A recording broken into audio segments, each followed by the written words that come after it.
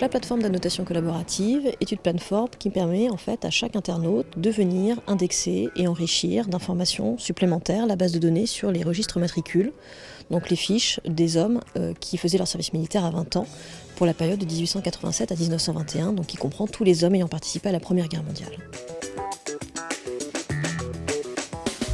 Donc la première étape pour nous a consisté donc en 2013 à faire le lancement du projet de numérisation des registres matricules, donc qui a été fait d'une part chez un prestataire et également en interne ici aux archives.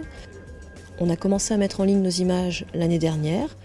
Nous avons pu verser d'ailleurs à partir du 11 novembre 2014 l'ensemble de nos registres matricules, donc soit près de 272 000 noms sur la base nationale Grand Mémorial.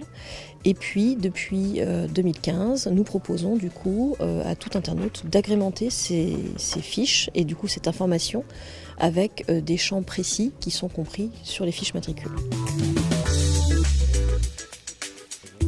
On a plusieurs modes de recherche, donc un mode de recherche on va dire multicritère, donc par nom, prénom, recherche par commune, par profession, par une carte interactive permet une recherche plus facile, donc une géolocalisation des fiches matricules.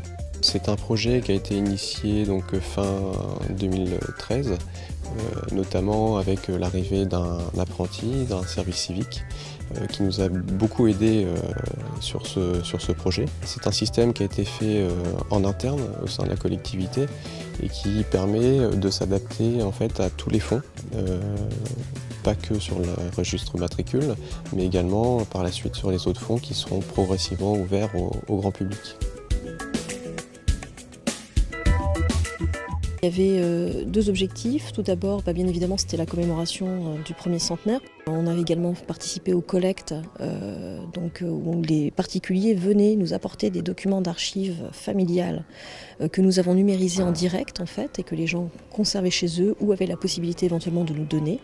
Donc c'est un petit peu dans ce cadre-là, dans cet grand élan en fait de commémoration et surtout de participation, on a souhaité justement faire en sorte effectivement que toutes les personnes puissent partager ce projet et justement s'approprier un petit peu la mémoire de ces hommes. Cette plateforme rencontre un certain succès puisqu'actuellement on est à peu près 7000 personnes, 7000 soldats à noter.